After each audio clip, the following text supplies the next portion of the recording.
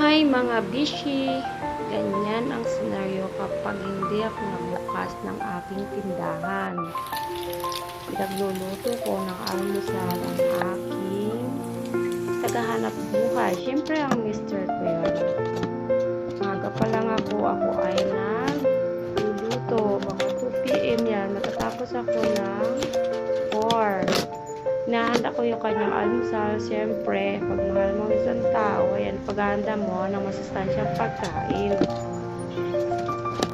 Para naman hindi siya gutol sa biyahe. Bukod ang kanyang almusal, bukod ang kanyang panangalian. So, uwi naman siya ng gabi para sa hapunan. Kaya ang kanyang baon ay hanggang almusal at tanghalian lang. So, ganyan ako kapag walang bukas ang tindahan.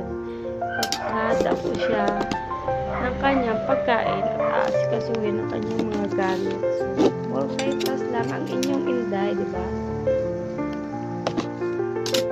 Kaya naman, pag inatake ng insomnia, ilang araw bago makarecover. Kasi, feeling mo yung wala kang tulog, magdamo.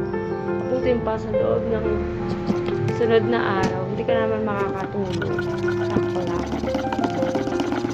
Tapos, alam mo yung magagabi na, isipin mo gabi na naman, kung makakatulog ka ba o hindi. So, ganun yung insomnia mo. Kaya, hindi madali ang aking pinagdadaanan. Pero, sige lang, huwag ka susuko. Pag-iwanan mo yan. Kaya mo yan. Diba? Sige lang. Bye-bye. Thank you sa panonood.